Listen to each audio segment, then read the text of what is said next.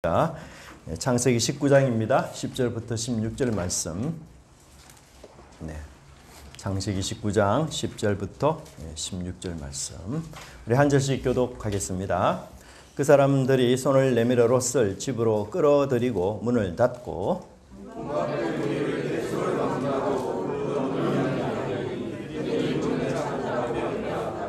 그 사람들이 롯에게 이르되 이 외에 내게 속한 자가 또 있느냐? 내 사위나 자녀나 성 중에 네게 속한 자들을 다 성 밖으로 이끌어내라.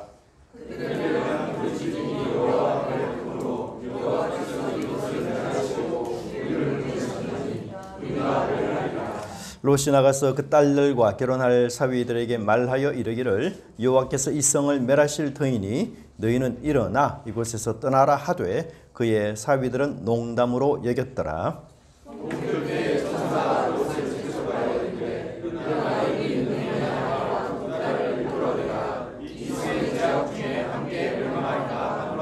그러나 롯이 지체하매 그들이 롯의 손과 그 아내의 손과 두 딸의 손을 잡아 인도하여 성 밖에 두니 여호와께서 그에게 자비를 더하심이었더라. 아멘. 이 시간에 우리 헤세드 나와서 찬양, 하나님께 찬양을 드리겠습니다.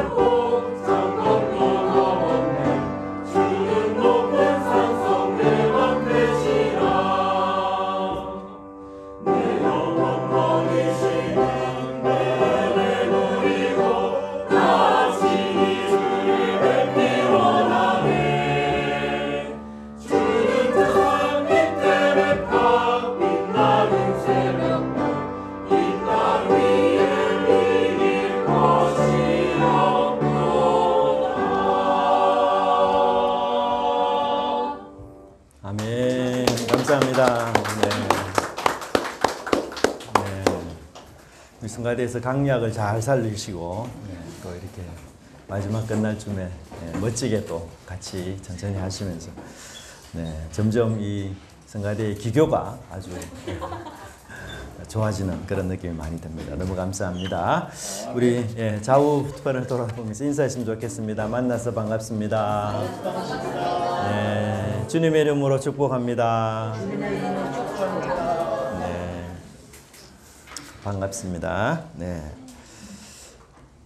소돔과 고모라 성에 대한 얘기를 지금 우리가 계속하고 있는데요. 사실 이 성은 하나님께서 노아 홍수로 이 모든 세상을 심판하신 이후에 아마 처음으로 하나님께 심판받은 성읍 이렇게 말할 수가 있습니다.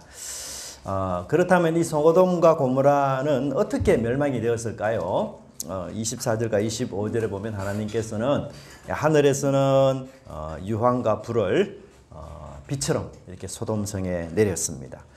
이 표현은 변덕스러운 자연현상이 아니라 하나님께서 친히 심판하신 증거였던 것을 보게 됩니다. 하나님께서 노아 홍수 때에 지구를 다시는 내가 물로 심판하지 않겠다. 하나님이 이렇게 약속하셨죠. 그래서 하나님은 이제 남은 심판이 뭐겠습니까? 불심판입니다. 그래서 하나님께서 불로 소돔과 고모라를 심판하신 것을 보게 되고 노아 홍수 이후에 하나님은 다시는 내가 물로 심판하지 않겠지만 그러나 이제는 불로 온 세상을 심판하는 이런 첫 케이스가 바로 소돔과 고모라의 땅이 되었음을 우리가 알 수가 있습니다. 근데 뭐 하늘에서만 이렇게 하나님의 진노가 임한 것이 아니라 사실 땅에도 엄청난 대지진이 일어났습니다. 25절에 보면 성들과 온들과 성주에 거주하는 모든 백성과 땅에 난 것들이 다 엎어졌다 이렇게 표현하는데 여기 엎어졌다라는 이 표현은 바로 초대형 지진을 이야기하고 있습니다. 얼마나 큰 지진이었는지 지역 전체가 뒤집어졌고요. 심지어는 뭐 우리 지진 일어나면 얼마나 큰 그 폐허가 일어나지 않습니까? 주민들 또 땅의 식물까지도 모두 다 전복이 되는 그런 엄청난 하나님의 심판이 임했습니다. 우리 인간들은 사람들은 누구나 말할 것 없이 안전을 갈망합니다. 그래서 우리가 안전한 도시를 만들고 또 안전한 집에 거주하려고 이렇게 많이 애를 쓰죠. 그렇지만 우리가 이 자연의 무서움을 보면 이 자연이 우리 안전한 도시 집들마저 엄청나게 공격하고 그래서 가끔 우리가 이 미국에 최근에 이렇게 벌어진 이런 해리케인이라든지 돌풍이라든지 이런 큰 태풍 앞에서 정말 이 집들 자동차들 다 그냥 초토화 만들어버리는 그런 엄청난 일을 우리가 보게 되고요. 그래서 이 자연의 공격이 얼마나 참 무서운지 우리가 깨닫게 되는데 아마도 하나님의 직접적인 이 심판이 임하는 날에는 이러한 자연의 어떤 공격보다도 훨씬 더 무서울 것이고 소돔과 고모라에서 행하신 것처럼 살아남는 것이 더는 존재하지 않을 정도로 그렇게 되리라 말씀하고 있습니다. 태초에 땅이 혼돈하고 공허했지 않습니까? 그리고 흑암이 깊음 위에 임했는데 하나님의 심판으로 이 땅이 다시 창조 이전 상태로 그리고 보시기에 좋은 상태 이전으로 그렇게 되돌아가서 인류가 하나님 앞에 심판을 받는 그날이 반드시 있다라고 성경은 말씀해주고 있습니다. 이런 하나님의 무시무시한 심판들을 우리가 피할 수 있는 길, 물론 예수 그리스도를 우리가 믿음으로 분명히 이 심판을 피할 수 있습니다. 또 이 무시무시한 심판으로부터 구원 얻을 수 있는 유일한 길은 하나님의 자녀가 되는 그런 은혜를 우리가 입고 또 그것을 고백할 때 이런 하나님의 심판으로부터 제외되는 복을 받게 됩니다. 그럼에도 불구하고 우리가 또 한편 예수 그리스도를 믿고 또 닮은 자로서 이 땅 위에서 살면서 해야 될 우리의 의무들 또 우리의 삶이 또 어떠해야 되는지 오늘 본문을 통해서 몇 가지를 좀 살펴보면 좋겠습니다. 첫째는 우리가 하나님의 보호를 믿고 의로운 삶을 의로운 일을 해야 됩니다. 사람들은 이게 누구나 우리 부모된 사람들은 자녀들에게 의롭고 올바른 일을 하라 이렇게 말하지 않습니까? 그렇지만 그 의롭고 올바른 일이 여러분 나에게 피해를 줄 때에 사람들은 그것을 싫어합니다. 그 의로운 일이 내게 손해가 될 때는 그 일을 지지하거나 찬성하지 않는 이런 참 이중적인 우리 인간의 모습이 있습니다. 그래서 사람들이 말을 할 때에는 올바르고 정의로운 것 그런 것에 대해서 이야기는 하지만 조언도 하지만 실제로 행동할 때에는 사실은 말한 대로가 아니라 어떤 이익, 어떤 손해 이런 것들을 따라 결정되는 그런 모습이 있는데요. 오늘 본문에 나오는 소돔성 사람들이 바로 그러했던 것을 보게 됩니다. 롯은 상당히 의로운 말을 했죠. 악한 일이다. 그런데 그들의 양심을 일깨우고 또는 자극하는 말에 그들은 동의하기보다는 오히려 분노를 했습니다. 롯을 린치하고 폭력으로 그를 제어하려고 하였으며 잠긴 문조차 부수려고 이렇게 했습니다. 롯이 정말 절체절명의 위기 속에 빠진 것 아니겠습니까? 다수의 소돔성 사람들이 이 무력으로 시위를 하는데 이 한 사람 롯이 그들을 막기에는 정말 턱없이 부족한 이런 위기 상황이었어요. 사실 우리도 이 세상에서 의로운 일을 함에도 불구하고 보상을 제대로 받지 못하거나 아니면 이 의로운 일을 했음에도 불구하고 롯처럼 이 위험한 일에 빠질 수도 있습니다. 사실은 대부분 사람들이 이런 위험 때문에 우리가 의로운 일을 적극적으로 하지 못하거나 아니면 아예 포기하는 이런 경우도 없지 않아 있습니다. 그래서 우리가 오늘 찬양에도 물과 불 견디고 이기고 그렇게 한 것처럼 이 하나님의 일에는 또한 의롭고 우리가 빛으로 사는 이 일에는 항상 용기가 필요하고 담대함이 필요한 것입니다. 악은 사실 위협과 두려움으로 의인들을 협박합니다. 가만히 보면 이제 악이 힘을 가질 때가 참 많은 것 같아요.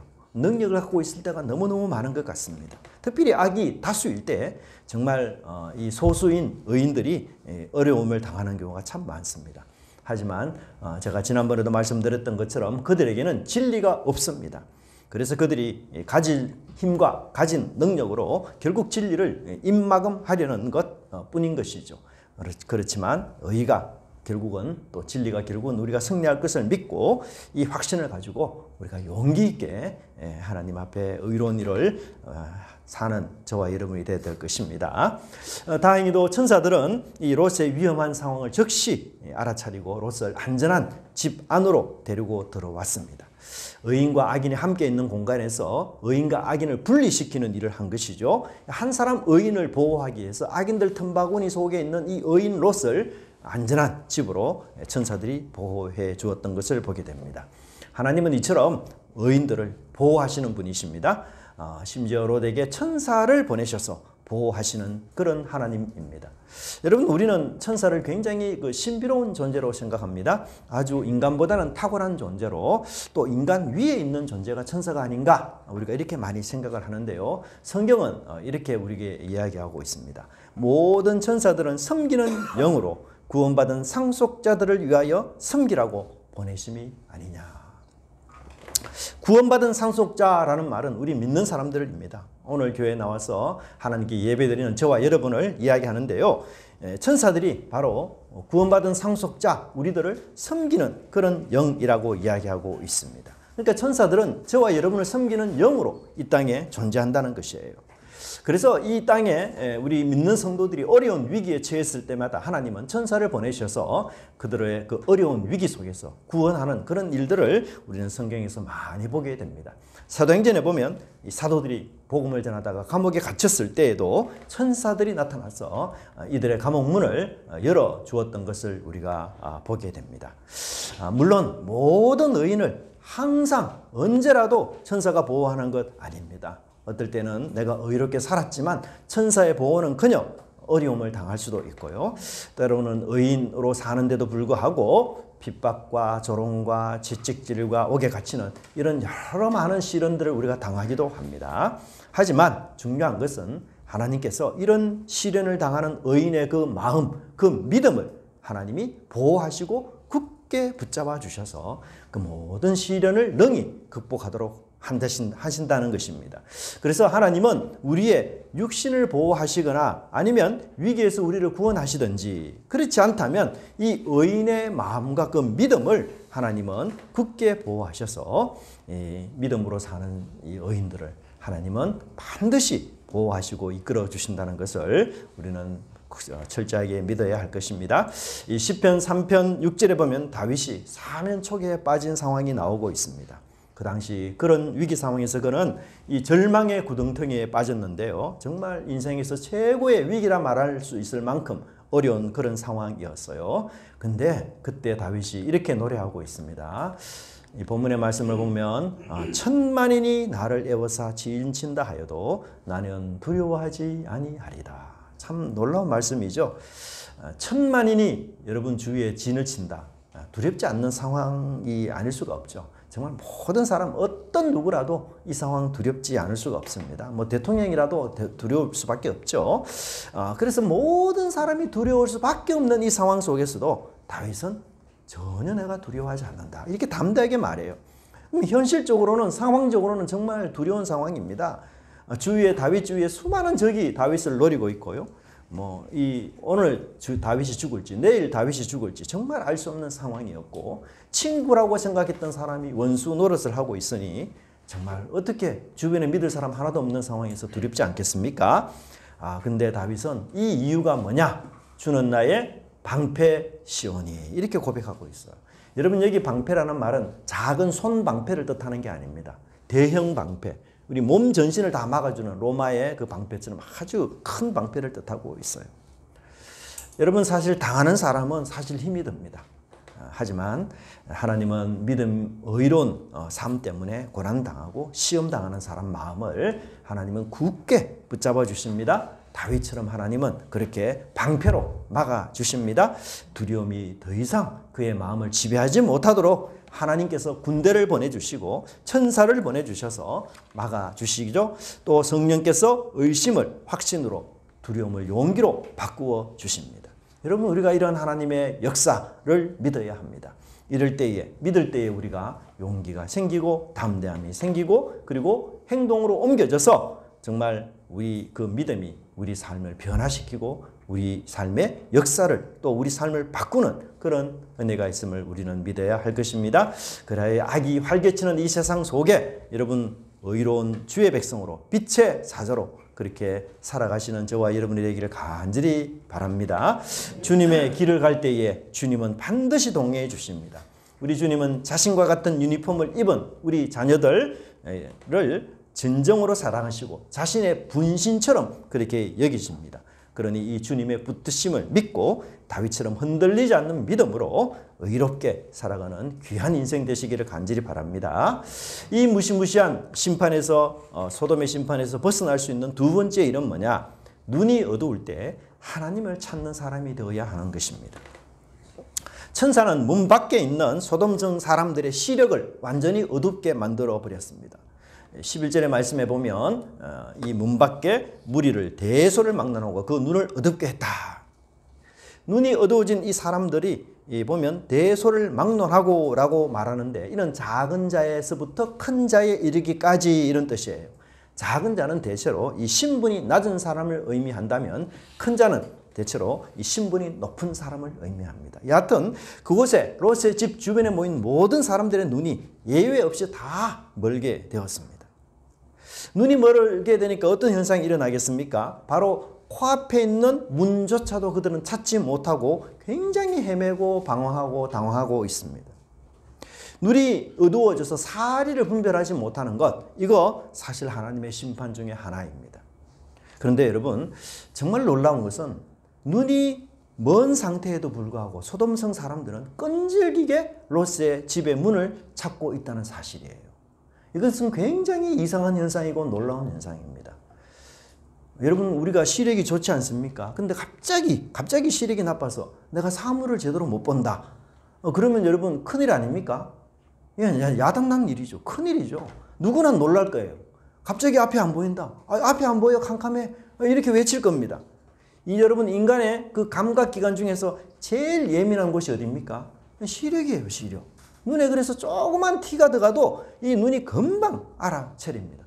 그런데 그동안은 멀쩡하게 잘 보이던 이 눈이 갑자기 안 보이면 정말 쩔쩔매고 놀랄 일이고 야, 내 눈 안 보인다. 어떻게 하면 좋지? 이렇게 당황스럽게 말해야 되는데 소돔성 사람들은 뭐예요?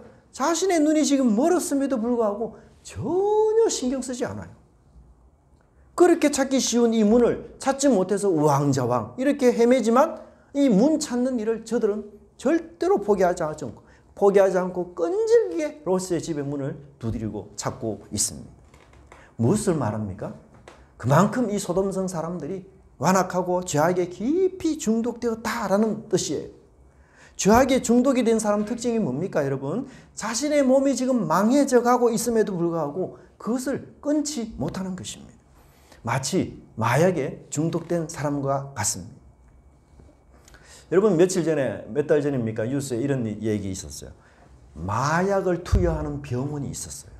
마약을. 예.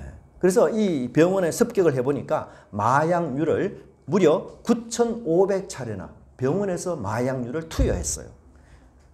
그곳이 두 곳이 발견이 되어서 검거를 했는데, 그때 당시 이 범행 당시 담긴 병원 내부 방범 카메라에 영상이 공개가 됐는데, 투약자들이 5만 원권 수십 장을 건네면서 투약한 뒤에 한 번 더 투약해달라고 이렇게 두 손을 모아 막 비는 모습이 이 영상에 고스란히 담겼습니다. 그리고 약기운이 막 이 몸에 퍼지자 투약자들은 쥐고 있던 휴대전화를 떨구거나 아니면 몸을 막 부르르 뜨는 이런 반응이 이 영상에 그대로 녹화됐어요. 병원에 한 두 곳이 이런 일을 했는데요. 9,500차례 환자들에게 마약을 투여해가지고 무려 20억 원의 돈을 번 것으로 이렇게 조사가 되었습니다. 특별히 이 한 병원에서는 이 투약자들이 돈이 없는 경우에는 지불각서를 쓰고 그렇게까지 해서 외상으로 이 마약을 투여한 병원이었습니다. 저는 그 모습을 보면서 이 소돔성 사람하고 너무너무 닮은 꼴이다 이런 생각이 들어요.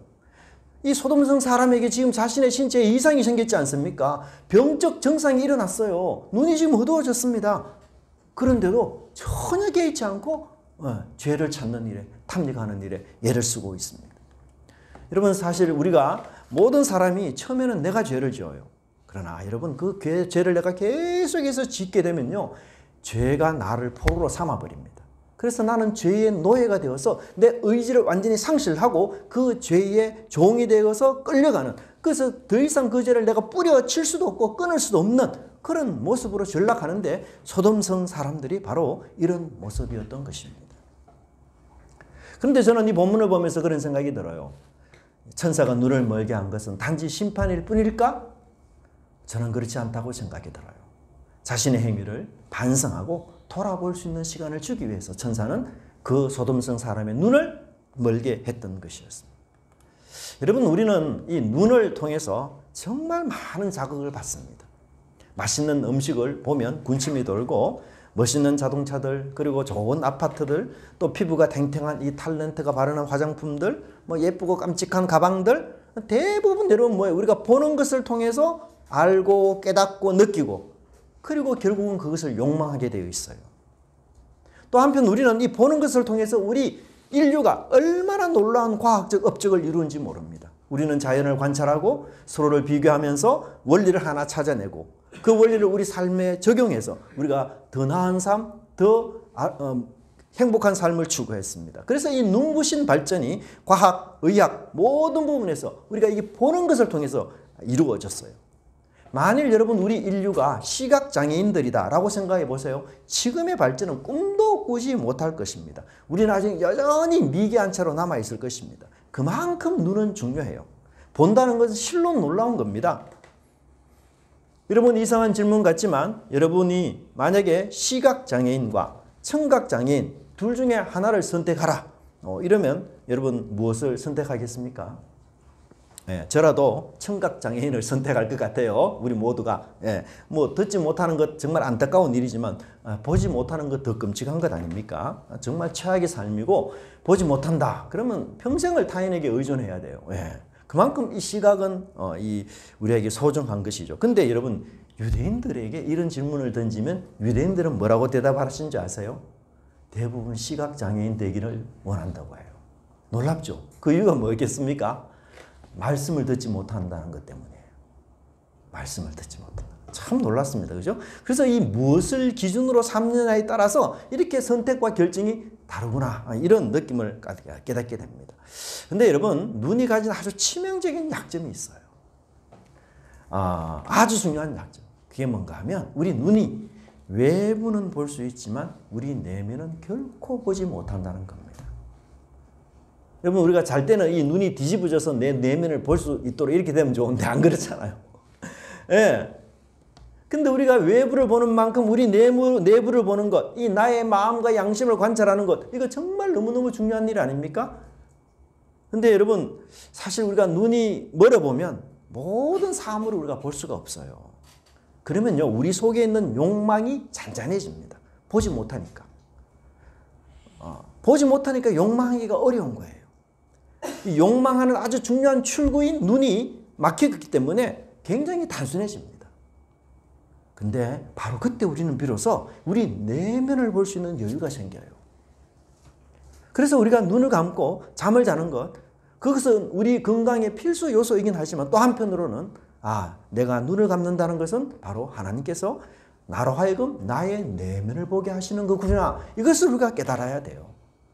그 눈을 감는 일을 통해서 내 양심을 깨닫고 내 인생을 되돌아보고 내 인생이 어떻게 살아야 가치 있는 인생이 되는지를 우리는 눈을 감고 생각해야 되는 것이죠. 그래서 그 눈을 감았을 때 하나님께 기도하고 그 감은 시간에 하나님을 찾는 시간이 되도록 그렇게 해야 되는 것입니다. 소돔성 사람들은 지금 눈이 멀었습니다. 그러니 한편으로는 자신을 돌아볼 수 있는 시간이 된 것이에요. 내가 도대체 무엇 때문에 여기에 있는지, 무엇을 위해서 내가 이런 고생을 하고 있는 것인지, 내가 지금 노력하고 욕망하는 것은 과연 바른 것인지, 나는 지금 제대로 된 삶을 살고 있는지, 내 인생의 정말 최고 목표는 무엇인지, 내가 이것을 위해 이 땅에 태어났는 건지 돌이킬 수 있는 기회와 생각할 수 있는 여유를 천사들은 눈이 먼 것을 통해서 그들에게 제공해 주었어요. 하지만 그들은 이 기회를 놓쳤습니다. 그들은 눈이 먼 상태에서도 찾을 수 없는 그 욕망의 문, 죄의 문, 그 타락의 문을 찾느라고 얼마나 많은 헛고생을 하고 있는지 모릅니다. 천사는 사실 죄로 향하는 이 악한 길을 막았습니다. 너희들의 욕망과 탐심에 무너져 본능대로 행하고자 하는 이 소돔의 사람들의 길을 천사가 막은 것이에요. 야, 너 그 길 계속 가다가는 낭떠러지야. 그 길의 마지막은 멸망이야. 그런 예고로 계속해서 그 길로 가면 안 된다는 신호를 보냈던 것이에요. 그 길에 돌이켜 살 수 있는 이 희망의 신호를 마지막으로 그들에게 보냈습니다. 멸망에서 돌이킬 수 있는 마지막의 기회를 눈을 감는 것을 통해서 그들에게 보여주었지만 그들은 끝내 그 길을 돌이키지 않았습니다. 결국 여러분, 소돔성 멸망은 소돔성 사람의 선택에 의한 것이에요. 아무도 탓할 수 없고 누구도 핑계할 수 없습니다. 그들의 선택이 빚는 결과가 무엇입니까? 바로 하나님의 무시무시한 심판이었습니다. 여러분, 우리도 눈을 자주 감아야 합니다. 눈을 자주 감고 나의 내면, 내 마음의 동기, 나의 숨은 욕망이 무엇인지를 우리는 찬찬히 살펴보아야 합니다. 특별히 하나님의 말씀이 내 마음속에 온전히 비추도록 해야 됩니다. 우리 몸에 이상이 있을 때 어떻게 합니까? MRI 촬영하지 않습니까?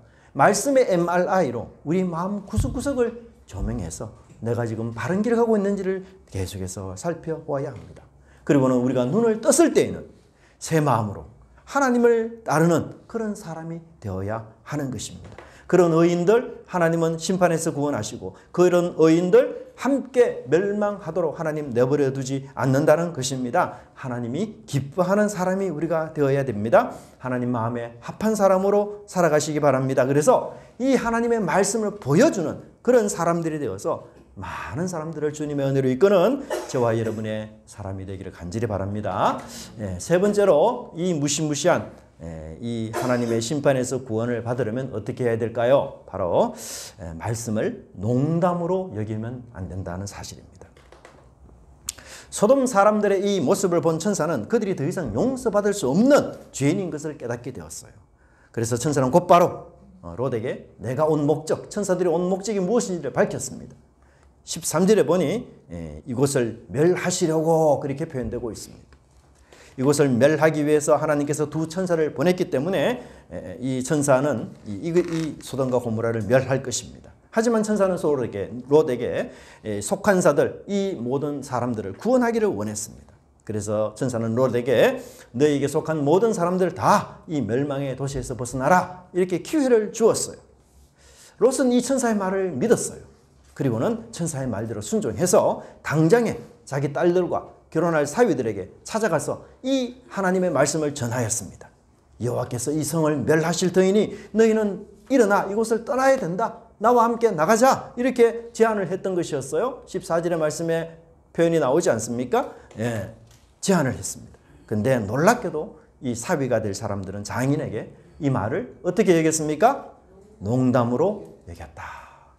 여러분, 이 농담이라는 말이요, 그냥 우스갯소리 정도라고 생각하면 큰 착각이에요. 그게 아니고 본문에 달하는 그런 뜻이 아니라 우스갯소리를 넘어서서 사회가 될 사람이 장인의 말을 비웃고 조롱하고 희롱했다, 이런 뜻이 있습니다. 그렇지 않겠어요? 난데없이 장인이 나타나서 이 성 멸망하니 빨리 나가야 된다 말하니까 무슨 정신병자가 하는 소리 같이 이렇게 사위들이 여긴 것이었어요.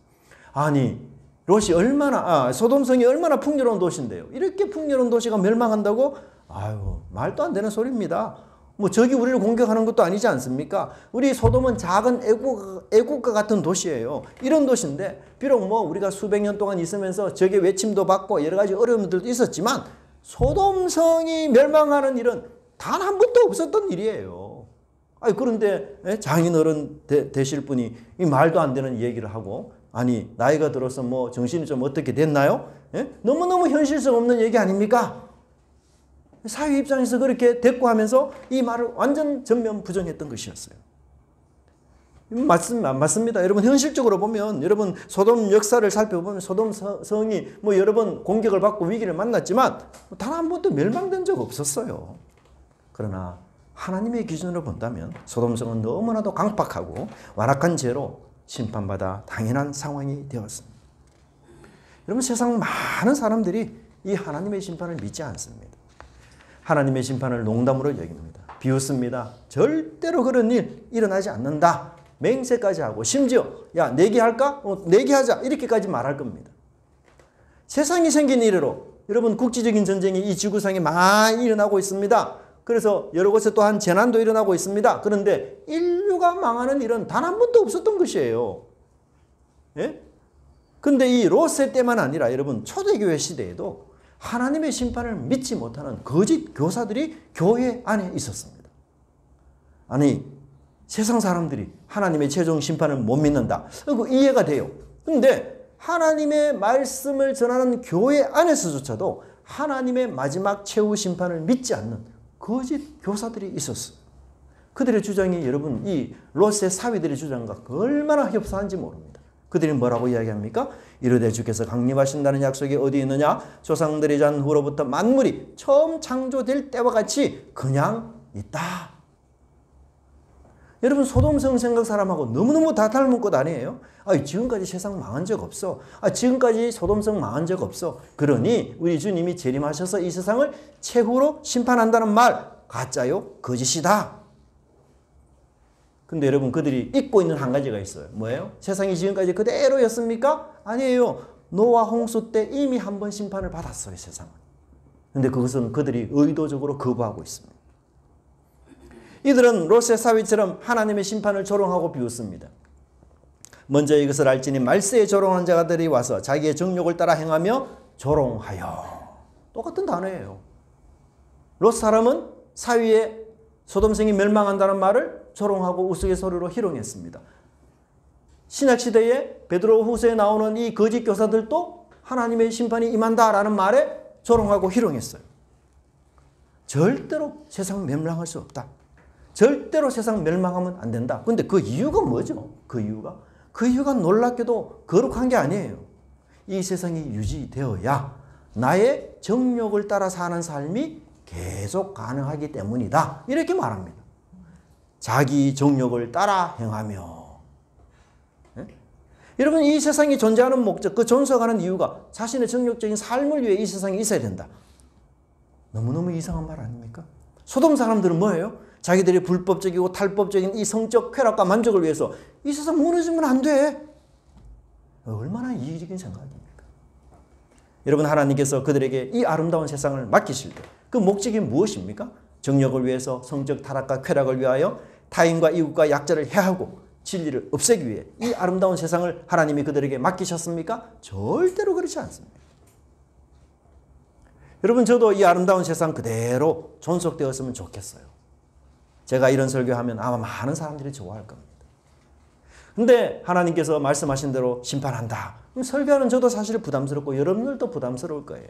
그런데도 제가 이 말씀을 전하는 이유는 뭐죠? 바로 하나님의 말씀 때문입니다.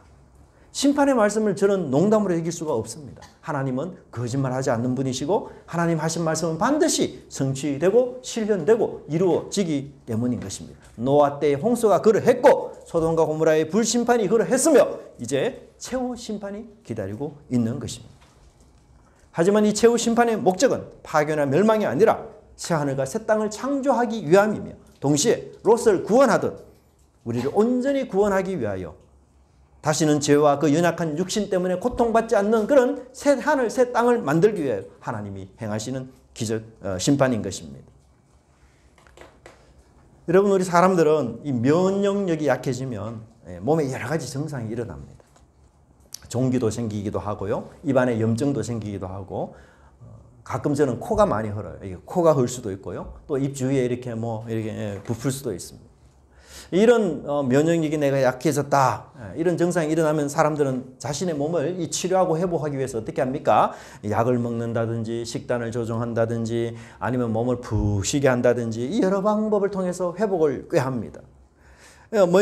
이 면역력을 높이기 위해서, 이 건강을 되찾기 위해서 우리가 필요한 조치 다 하지 않습니까? 근데 우리 사회에 존재하는 이 죄의 염증들, 인류가 가진 이 범죄의 염증들은 도대체 어떻게 치료할 수 있을까요? 오늘 우리가 이렇게 하나님께 예배드리는 순간에도 수많은 범죄가 발생이 됩니다. 모든 게 그런 건 아니지만 제가 어제 이런 뉴스를 봤어요. 무인사진 부스 안에, 여러분 무인사진 아시죠?